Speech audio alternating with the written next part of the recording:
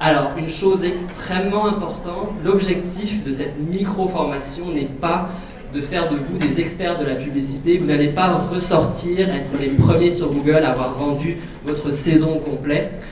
L'objectif est vraiment de savoir est-ce que c'est un outil pertinent, est-ce que c'est nécessaire de penser à cet outil-là dans votre stratégie de communication, est-ce que c'est un investissement de temps pertinent dans votre organisme. Ce ne sera pas un investissement d'argent à proprement parler, mais plutôt de ressources, qui est finalement quand même de l'argent, on en conviendra.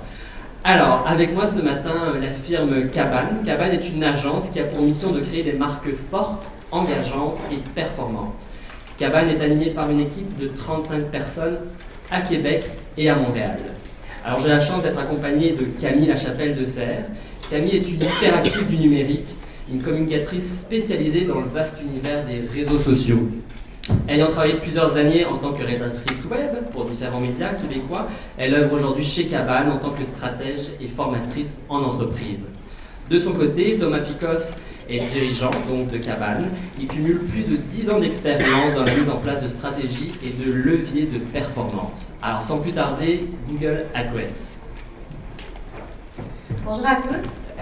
On va commencer d'abord par vous expliquer finalement le côté un peu moins technique, parce que c'est mon rôle, à savoir qu'est-ce que Google AdTrends, pourquoi c'est pertinent pour vous. Puis ensuite, Thomas va vous amener un petit peu plus vers le côté technique et les façons dont vous pourriez commencer à mettre en place des campagnes finalement. Donc, qu'est-ce que Google AdTrends? C'est un programme mis en place par Google, jusqu'ici tout va bien, afin d'aider des fondations, des organismes à améliorer leur présence sur le web. Comme bénéficiaire du programme, si vous arrivez à atteindre les exigences de Google, vous pouvez toucher jusqu'à 10 000 $ américains par mois sous forme d'annonces gratuites, c'est-à-dire à peu près 329 $ par jour en placement AdWords, qui est tout de même considérable. Ce montant-là, c'est un montant qu'on ne peut pas reporter d'un mois à l'autre. Donc, c'est-à-dire qu'il faut dépenser ces sous-là, autrement, ils n'existent plus. Mais vous avez jusqu'à 10 000 $ que vous pouvez dépenser en AdWords. Donc, comme ça sonne un peu comme la magie. Mais en fait, non. On va voir pourquoi. D'abord, AdTrends, c'est de la visibilité gratuite sur Google AdWords. Ce que ça permet, c'est d'être positionné sur des mots-clés stratégiques, donc arriver en haut des résultats de recherche. Et idéalement, ça amène un trafic qualifié vers votre site. Donc, si vous vendez des billets de spectacle, des gens qui achèteront des billets de spectacle. Si vous offrez un service quelconque, des gens qui voudront bénéficier du service. Vous pouvez aussi avoir des tarifs préférentiels sur des produits, par exemple Microsoft, avec l'inscription à TechSoup que va nécessiter finalement votre inscription à Google AdTrends. Donc, pour ceux qui ont déjà décroché un petit peu, là, être positionnés sur les mots-clés stratégiques, c'est finalement être tout en haut des résultats de recherche. Ça, on peut le faire de deux façons, en référencement naturel ou en payant. Tout ce qui est payant, c'est, vous voyez les annonces en haut, il y a un petit carré vert où est indiqué annonce.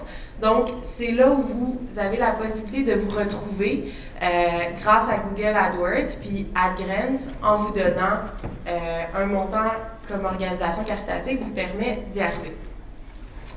Pour être éligible, il y a quelques critères. Il faut d'abord que vous soyez enregistré en tant qu'association caritative fédérale ou provinciale. Vous devez accepter des conditions nécessaires à votre inscription. On parle de non-discrimination, réception puis utilisation des dons. Et avoir un URL de site qui est fonctionnel puis qui rentre dans les bons critères. Vous ne devez pas faire partie des catégories soit organismes gouvernementaux, hôpitaux, groupes médicaux, universités, etc. Et vous devez être enregistré auprès de TechSoup Canada. C'est l'antenne régionale de TechSoup Global. Qu'est-ce que TechSoup? C'est une organisation, en fait, elle-même, qui offre des solutions technologiques aux organismes qui permet, selon eux, à créer un monde plus équitable. Donc, TechSoup vient un peu valider, finalement, le fait que vous êtes réellement un organisme. C'est un partenaire de Google, donc votre inscription à TechSoup est obligatoire comme organisation. L'objectif de TechSoup, c'est de connecter des ressources philanthropiques avec des fondations et des gouvernements. Ça permet aussi d'accéder à un programme de donation technologique, comme je le disais plus tôt. Donc, vous pourriez avoir accès à des prix, des tarifs préférentiels à des logiciels comme Microsoft Office, des antivirus, des ressources à l'apprentissage. Donc, c'est une communauté où apprendre plusieurs choses sur le monde du numérique. Et évidemment, la validation de votre statut d'organisme, qui, une fois que vous allez être inscrit, peut prendre de 7 à 10 jours. Donc, c'est quand même quelque chose sur lequel il faut mettre le temps. Donc, la première étape, pour être éligible à Google Ad Grants, c'est finalement de s'inscrire à TechSoup. Vous devrez vous enregistrer comme individu, puis inscrire votre organisation. Quand votre organisme sera validé comme tel par TechSoup, vous pourrez aller vous inscrire en tant qu'organisation sur Google et non comme individu. Et c'est à cette étape-là que vous devrez entrer votre jeton de validation TechSoup. Donc, vous dites à Google, oui, j'ai le droit de m'inscrire comme organisme, finalement, parce que TechSoup a bien validé que j'en étais un, tout simplement. Juste, normalement, pour s'inscrire à TechSoup, vous aurez besoin de vos lettres patentes. Oui. Ça, c'est assez facile à retrouver, logiquement, vous les avez déjà. Puis l'inscription est très rapide. Puis sur TechSoup, c'est ici que vous allez demander un jeton de validation pour Google Grants, puis vous en aurez besoin ici. L'étape suivante, ça va être de vous créer un compte Google AdWords. Maintenant que vous avez votre compte Google d'organisation, vous pourrez créer votre compte associé. On a mis les URL là, pour le faire. Il faut bien suivre tout étape par étape, ne rien manquer. Sinon, il faut, comme disait Thomas tout à l'heure dans la première formation, tout recommencer. Mais on peut tout de même suivre un processus qui est relativement simple si on ne manque rien. Donc, on va passer vite là-dessus parce que Thomas vous reparler de AdWords un peu plus loin. À ce stade, on a fait la partie la plus facile des choses, donc ça c'est la bonne nouvelle.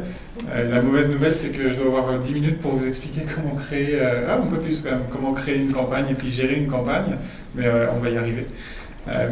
Ce qu'il faut garder en tête là, c'est plus pour vous motiver. Dites-vous qu'à la fin, il y a $10 000 par mois de budget gratuit sur AdWords. Généralement, ça motive à se mettre en tête de dire on va passer du temps pour créer une campagne.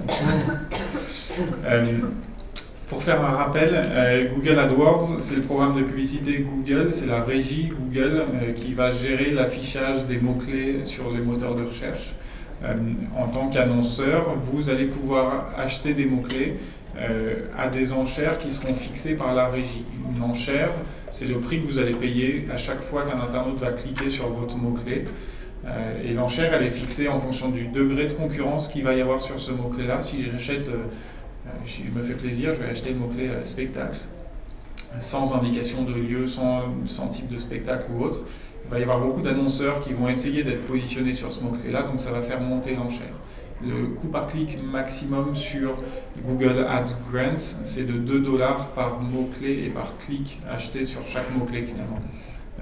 L'enchère, si je mets $1,50 sur un mot-clé, et qu'un concurrent va mettre $1,51, logiquement je suis derrière ce concurrent. Donc vous voyez un petit peu comment ça fonctionne. La zone qu'on a vue tout à l'heure sur l'affichage des annonces AdWords sur Google, cette zone-là elle est toujours flottante. Finalement, quand vous testez un mot-clé, vous y retournez 10 minutes après, ça ne sera pas le même classement, ça ne sera pas les mêmes annonceurs, etc. Parce que la régie fait sa petite cuisine interne finalement, puis il va nous positionner en haut, en bas, au milieu, etc. en fonction du moment de la journée ou en fonction du prix qu'on paye. Donc ça, c'est le principe fondateur de Google AdWords. La différence entre Google AdWords, qui est la plateforme ouverte à tout le monde, où moi je m'inscris, où on inscrit nos clients aujourd'hui qui ne sont pas certifiés Ad Grants et qui vont payer pour chaque clic. Nous, c'est déjà un bel avantage, c'est gratuit. Donc on ne va pas payer réellement pour des clics, même s'il y aura cette notion d'enchère. Mais il y a des règles qui sont très strictes. C'est aussi important, je pense, de faire une conférence là-dessus aujourd'hui, parce que les règles, elles ont changé récemment. Avant, on pouvait s'inscrire à Google Ad Grants assez facilement. On pouvait même contourner un petit peu le programme, puis créer des landing pages, créer des petits trucs un peu tricky pour gruger Google. Mais en janvier, Google a changé ses règles Et puis ça devient de plus en plus dur de s'inscrire et de maintenir son inscription au programme. Donc les grandes différences, c'est que aujourd'hui on doit avoir minimum 5% de taux de clic sur nos annonces AdWords. Un taux de clic, c'est le ratio entre le nombre d'impressions, d'affichage de votre annonce sur les moteurs de recherche, sur le moteur de recherche, pour un mot-clé donné. Donc ce ratio entre le nombre d'affichages et le nombre de clics. Donc si mon taux de clic il est inférieur à 5%, je peux recevoir un petit courrier de Google qui me dit « Bon, bah, merci, on va fermer le rideau, puis vous n'êtes plus éligible à Google Grants ». Dans la vraie vie, généralement, on arrive à se réinscrire après, etc. Mais ça crée des process qui sont assez longs. Les organismes à but non lucratif ne peuvent plus acheter des marques qu'ils ne possèdent pas. Donc je suis le Trident, je ne peux pas m'amuser à acheter le Périscope comme marque sur AdWords. A priori, c'est des choses qui éthiquement se faisaient pas. Je mets du a priori. Les mots-clés doivent avoir un niveau de qualité de 2. Pour chaque mot-clé, puis pour chaque groupe d'annonces, Google va nous donner un score de qualité qui correspond au taux de clic, qui correspond à la position de l'annonce, à l'enchère qu'on a mis. C'est un taux de qualité fixé par la régie qui nous permet de nous comparer un petit peu avec les autres concurrents. Et ce taux de qualité va influencer aussi le positionnement de l'annonce. Il faut le savoir, il n'y a pas que l'enchère qui nous garantit notre première ou deuxième place, mais il y a aussi le taux de qualité de mon annonce et de mes mots-clés. Les campagnes devront comporter au moins 2 groupes d'annonces comprenant au moins 2 annonces. Ça, c'est assez facile à faire.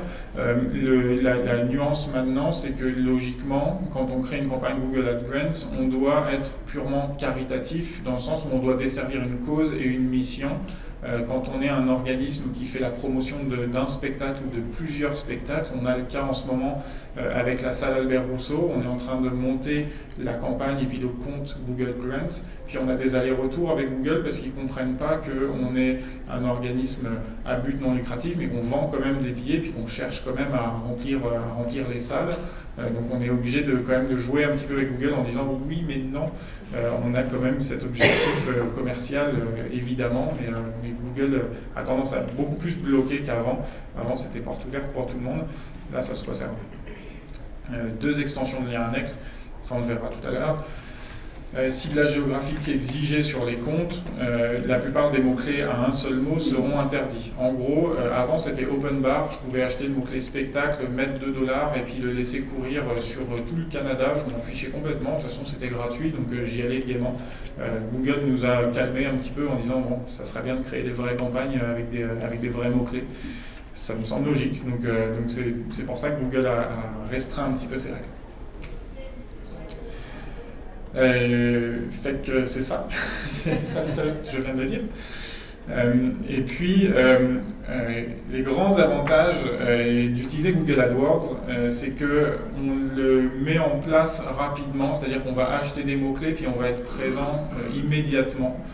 On va toucher des internautes au moment précis où ils recherchent ce qu'on propose. C'est quand même très différent d'une logique médias sociaux, par exemple, ou une logique campagne de notoriété. Là, on va répondre à des internautes qui cherchent à réserver une salle de spectacle ou voir un spectacle de danse moderne à Québec. Donc, on cible des internautes qui sont en recherche. Si on leur répond et si notre annonce elle est assez sexy, a priori, c'est un internaute qu'on va convaincre assez facilement. On maîtrise son budget, on va payer, mais on ne paye pas réellement. Quand un internaute clique sur son annonce, mais on va maîtriser la diffusion de son budget en fonction des mots-clés, en fonction des thématiques. Puis moi, je vais pouvoir voir que tel mot-clé est beaucoup plus populaire, attire plus de clics, puis il me convertit en réservation de spectacle ou en abonnement ou juste en trafic, qui peut être mon objectif. Donc je vais pouvoir maîtriser et puis répartir mon budget en fonction de mes retours. Et puis, c'est ça, le retour sur investissement est mesurable. On est sur des produits Google, donc Google AdWords, Google Analytics sont intimement liés. On peut voir évidemment les conversions réalisées dans Google Analytics en provenance de Google AdWords. Donc ça demanderait plus une formation ou une parenthèse sur Google Analytics, mais j'ai pas le temps, tant pis. Mais c'est ça, il faut au moins savoir que ça existe. Et puis c'est la méthode la plus rapide pour être présent sur Google, et puis ça complète le référencement naturel. Aujourd'hui, vous avez tous l'objectif d'être premier naturellement sur des mots-clés que les internautes vont rechercher, donc vous vous êtes fait dans vos têtes une liste de mots-clés stratégiques en fonction de votre public, en fonction de vos thématiques, et puis vous cherchez dans les contenus de vos sites, dans l'optimisation, à être présent naturellement. Sauf que y a de la concurrence, puis Google fait un petit peu ce qu'il veut, puis vous, ça vous demande beaucoup de temps. AdWords permet de pallier à ça en disant si sur tel mot-clé j'ai du mal à être premier en référencement naturel, je vais l'acheter, puis comme ça au moins je serai sûr d'être là. Ça c'est une première chose pour pallier un petit peu un déficit de référencement naturel. Il faut raisonner aussi en fonction de la concurrence. Là aujourd'hui, vous êtes potentiellement tous un peu concurrents sur votre zone de marché, potentiellement je dis bien. Ça veut dire que vous allez tous rentrer chez vous, vous allez tous créer une campagne Google Grants, et sur des mots-clés, vous allez tous être présents. Donc ça va décaler les résultats naturels vers le bas. Donc entendez-vous un petit peu sur les mots-clés que vous allez acheter, faites-vous des accords. Mais c'est ça, si vous achetez en même temps tous le même mot-clé, déjà les enchères vont être élevées, il va falloir se distinguer par la qualité de vos annonces, et puis les résultats naturels vont avoir tendance à baisser parce que c'est le business model de Google un petit peu, c'est pas juste vous fournir des résultats naturels, c'est aussi faire cliquer les internautes et puis engranger de l'argent. Donc c'est ça, la zone de résultats naturels va avoir tendance à baisser au fur et à mesure qu'il y a plus d'annonceurs. Je rassure. Je vais te donner une pause. J'ajouterais aussi dans les avantages d'AdWords, tout à l'heure on a une petite question par rapport à ça, mais le fait aussi d'apporter du trafic naturel vers votre site web, ça permet aussi ensuite de potentiellement obtenir encore plus de points de contact avec votre futur client, c'est-à-dire qu'il aille s'inscrire à votre infolettre, récupérer vos données grâce à un pixel Facebook, puis de le cibler ensuite sur Facebook, Instagram. Donc, c'est aussi, il y a plusieurs choses qui vont derrière une bonne stratégie sur AdWords, puis qui peuvent vous permettre d'utiliser vos leviers sur d'autres plateformes finalement. Donc, c'est quelque chose qui peut vraiment s'intégrer à votre stratégie globale en fait. Ouais, c'est un bon point, puis ça permet aussi de visualiser que tous les leviers ne sont pas du tout cloisonnés, là, tout va dans une stratégie globale. Puis peut-être un exemple pour vous rassurer, un exemple concret. Lorsque je travaillais sur la promotion de Symphonie Dramatique, le spectacle était présenté dans le cadre du Conseil des Arts de Montréal en tournée. Donc il y avait 8 représentations à remplir à Montréal. Et par chance, les Grands Ballets canadiens, Symphonie Dramatique était une relecture de Roméo et Juliette, et les Grands Ballets présentaient également Roméo et Juliette. Et j'ai rebondi en fait autour de cette thématique-là. Dès lors qu'il y avait une publicité qui était diffusée à la télé, moi je publiais littéralement des publicités grâce à AdWords autour de mon spectacle gratuit, comparé au spectacle des Grands Ballets qui était à $100. Et on a rempli le Cam en tournée grâce à cette plateforme. Alors c'est peut-être pas constant, mais sur certaines missions, sur certains événements, c'est une plateforme vraiment à réfléchir et à introduire dans vos outils. Maintenant, je vais casser le rêve un petit peu. Maintenant, il y a quand même des contraintes. De dire que c'est $10 000 offerts tous les mois, ça c'est gardez-le vraiment en tête, on va se le tatouer dans le dos là, parce que c'est notre seule motivation, c'est notre grande motivation. Ouais. Mais il y a quand même des règles à respecter, il y a du temps de mise en place, du temps de gestion, une expertise à acquérir, donc ça, c'est finalement c'est gratuit. Mais ce n'est pas vraiment gratuit parce que tout l'investissement en temps que vous allez faire, vous pouvez le calculer monétairement parlant. Vous pouvez dire c'est 20-30 heures de mise en place, 2-4 heures de gestion par semaine, je vais lisser ça sur une année, ça me fait une banque de temps de, je sais pas, je suis nul en calcul mental, hein. Vous avez vu, allez, on va dire 300 heures. On va l'estimer comme ça, mais ces 300 heures-là, au taux horaire moyen, chargé, etc., vous allez pouvoir l'estimer et puis dire, si on me donne $10 000 pour que je dépense ça, est-ce que je m'attends à un retour sur investissement qui est acceptable, oui ou non, en fonction de tel ou tel spectacle, etc. Donc ça, on peut le faire, le rendre très très mathématique, puis il faut presque le rendre très mathématique pour savoir comment est-ce qu'on va sur Google AdWords. Est-ce que vous dépensez du temps à vous former puis à le gérer? Est-ce que vous faites accompagner? Est-ce que whatever, mais calculez-le. Pour pas finir comme cette petite fille qui est trop mignonne.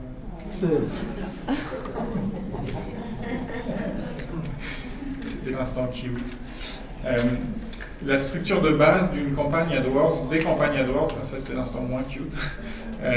Les 3 piliers AdWords, c'est un compte, plusieurs campagnes, plusieurs groupes d'annonces. Il faut bien garder ça en tête, c'est ce qui va vous permettre de construire votre squelette de campagne. Quels sont les mots-clés que je vais acheter, puis dans quel sac finalement je vais les regrouper.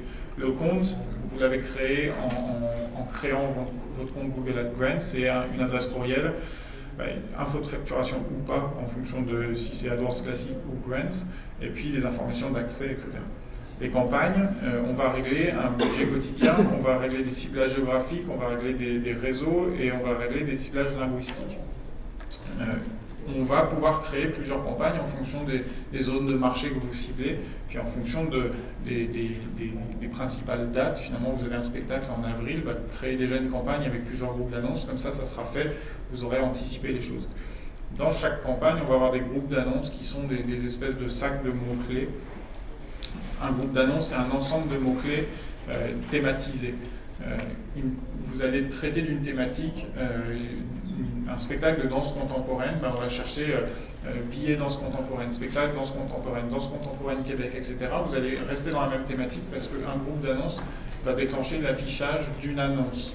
Donc si vous voulez avoir une annonce assez sexy pour qu'un internaute tape spectacle danse contemporaine Québec, qui voit une annonce qui se réfère à de la danse contemporaine, il faut créer des groupes d'annonces ciblés. Si vous mettez tous vos mots-clés dans le même panier, finalement, vous aurez des annonces trop génériques qui ne sont pas assez sexy.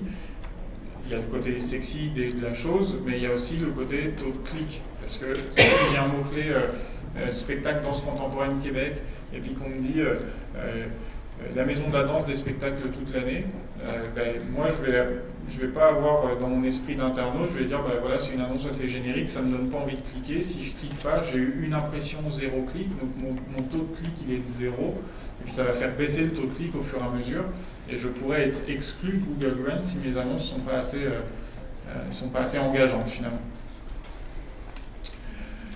Ça pique, mais c'est normal. Ça, c'est un squelette de campagne qu'on fait là pour la salle Albert Rousseau. On se prépare avec un tableau Excel. Je vois bien qu'il y en a qui décrochent là. C'est Excel, ça fait décrocher les gens. C'est normal. Mais gardez en tête, il y a $10 000 par mois. Généralement, ça c'est l'étape méthodologie. Ça va vous aider, même si vous ne ressortez pas expert, ça va vous aider à dire ok, pour créer une campagne AdWords, il me faut des campagnes. Puis ok, c'est une colonne campagne, une colonne objectif, groupe d'annonces, budget, etc. Puis quand on cale bien les choses, on sait dresser un plan de campagne annuel quasiment, en disant ça c'est ma programmation, je sais quel spectacle va arriver à tel endroit, quel objectif j'ai, etc. Puis on cale tout sur Excel, puis finalement ça suit un peu votre plan marketing, puis vous allez pouvoir trouver des mots-clés par spectacle et par thématique. Donc c'est quand même bénéfique. Et puis la traduction de tout ça, c'est le compte Google AdWords que vous avez ouvert, qui est organisé avec une colonne gauche là, sur le compte, la deuxième colonne qui va être sur le détail de chaque élément, donc la vue d'ensemble du compte, les campagnes, les groupes d'annonces, les annonces, etc., etc. Puis dans la colonne dans l'espace de droite, là on va avoir chaque vue. Finalement, quand je me mets sur campagne, je vais voir quelles campagnes viennent d'être créées, puis je vais avoir mes principaux indicateurs de performance, mes clics, mes impressions, mon taux de clic, mon coût par clic moyen et puis mon coût de campagne. On va pouvoir bouger ces colonnes-là en fonction, mais ça c'est des colonnes de base qui vous donnent vos indicateurs répartis par campagne. Puis après on va pouvoir s'enfoncer un petit peu dans la gestion du compte, puis quand on clique sur les annonces et les groupes d'annonces, on va pouvoir avoir la gestion plus précise. Comme je disais tout à l'heure, il me reste combien de temps ? Il me reste 2 minutes. Comme je disais, je vais parler encore plus vite. Rendez vos annonces les plus sexy possibles. Une annonce, c'est un titre, plusieurs lignes de description, une page de destination, puis des extensions d'annonces. On va voir juste après, mais rapidement. dans chaque groupe d'annonces, on va pouvoir tester plusieurs annonces différentes. Google a cette fonctionnalité qui va nous permettre de faire pour spectacle de danse contemporaine. J'ai que ça comme exemple. Tout à l'heure, j'ai dit théâtre antique, mais je n'étais pas sûr de moi.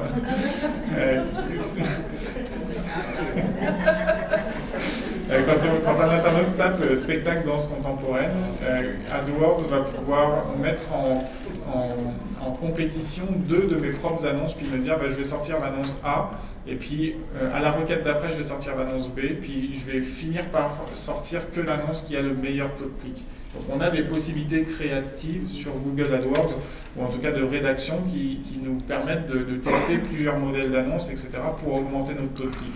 Donc c'est là où on peut se faire un peu plus plaisir, hein, et puis être un peu innovant, hein, et rendre nos annonces sexy. Dans les annonces, sous les annonces maintenant, on le voit sur la partie gauche, là, la comédie musicale Footloose, etc. Puis il y a des extensions, salle à louer, devenir membre, Footloose, forfait, souper, spectacle, etc. Ça correspond aux extensions d'annonces. Il y a plein d'extensions, je ne vais pas tous vous les lire, elles sont affichées là, mais il y a plein de types d'extensions. Ce qu'il faut savoir, c'est qu'une extension va avoir tendance à mieux accrocher l'internaute et puis à avoir une annonce qui est plus grande que celle des concurrents finalement, puis on va occuper plus d'espace. Ding dong.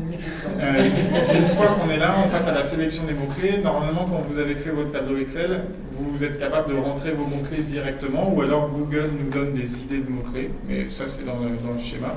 Ça je vous le laisse pour l'instant. Puis on arrive, hey, super gestion du temps. Et puis, une fois que le compte est créé, on passe à la partie récurrente qui est la partie la plus difficile parce que c'est un marathon, parce qu'on doit gérer son compte AdWords quotidiennement, on doit gérer son budget, on doit gérer ses coûts par clic, on doit rajouter, supprimer des mots-clés, etc. On doit faire son analyse d'audience et on doit optimiser régulièrement son compte. Donc, je ne veux pas que cette petite conférence, elle fasse que envoyer du rêve en disant j'ai 10 000 $, je fais ce que je veux. C'est plus, j'ai 10 000 $, mais on peut les exploiter bien, mais ça demande du temps. Donc c'est juste ce temps-là qu'il faut estimer en début de projet, puis ce temps de gestion quotidienne qu'il est important de bien estimer. Parfait. On va laisser Thomas respirer. Et est-ce que vous avez des questions? Oui. Est-ce que ça peut être donné en gestion à l'externe, ça, ou il faut vraiment... C'est là où je fais une roulade, normalement. Oui, ça peut, il paraît. Oui, ça peut être donné en gestion à l'externe, mais c'est ça. Dans le calcul, c'est bien d'être transparent, puis de se dire, une gestion à l'externe, ça va te coûter tant de mise en place, tant de gestion, puis à l'interne, il peut y avoir des possibilités de formation, des subventions pour des formations, des choses comme ça. Donc c'est bien d'avoir tous les éléments. Moi j'aime bien avoir toutes les cartes en main pour démarrer un jeu. C'est possible de le donner à l'externe, mais c'est aussi possible d'internaliser, puis de faire former, etc. Il y avait une autre question au fond? Oui? En général, c'est approximativement combien d'heures de gestion? Quand tu dis oui, c'est beau, un coup on est inscrit, un coup on a nos mots-clés, que tout le patron est monté, pour être dans l'action et que ça soit quand même enrichissant, combien de temps? C'est quoi, 12 heures par semaine, 15 heures? C'est la petite fille qui vous a hypnotisé, messieurs. C'est vrai qu'on se focalise pas mal sur le GIF, mais moins sur le texte. C'est ça, c'est la mise en place, on estime à 20-30 heures, puis la gestion c'est 2-4 heures par semaine. Mais la gestion elle est variable en fonction de ton calendrier marketing, et puis aussi on est dépendant de la régie Google AdWords, donc, puis des règles Google AdWords. Donc si un jour les règles changent, il faudra se mettre un petit loose pour gérer ce genre de choses. Mais c'est à peu près ça, entre 2-4 heures par semaine quand on démarre. Une dernière question, oui? En fait, je voulais juste savoir si vous avez un exemple à donner de résultats probants en matière de performance en ce qui fait la commercialisation en avant d'un spectacle par l'utilisation de Google AdWords dans votre cas. Nous, on travaille avec le Trident sur une campagne qui est annuelle, qui fait la promotion de la structure puis la promotion des spectacles. On sait que ça amène des conversions. Maintenant, on a une certaine confidentialité sur les données, là, sur le nombre de conversions, le prix, etc. Mais on arrive à mesurer de la partie affichage de l'annonce jusqu'à la conversion sur le site. Donc on a mis en relation Google AdWords, Google Analytics, et on sait que ça fonctionne. Maintenant, ça fonctionne pour le Trident. Là, ça démarre par Albert Rousseau. Toi, tu as un exemple où tu remplis Moi, tes pour salles. une compagnie, c'est à peu près 60 000 vues par année que j'arrive à générer grâce à la commandite. Que je vais de site web. Ce qui est intéressant quand même au niveau de mon positionnement, que ce soit au Québec, mes campagnes sont au Québec et en France, et ce qui me permet quand même une grande visibilité pour mon organisme. 60 000 vues qui mènent à des conversions. Qui n'ont pas nécessairement. Conversion. Dans le sens où je ne suis pas un diffuseur, je n'ai pas de conversion, pas le mesurer, mais pour un organisme, pour un producteur, je pense que c'est intéressant, ne serait-ce que la visibilité que ça peut offrir. C'est ça, c'est pour ça que c'est important de faire une arborescence de campagne, parce qu'en fonction des objectifs, on peut avoir une campagne qu'on nomme notoriété, une campagne qu'on va nommer, je sais pas, collecte d'adresses courriel, et puis une campagne de vente.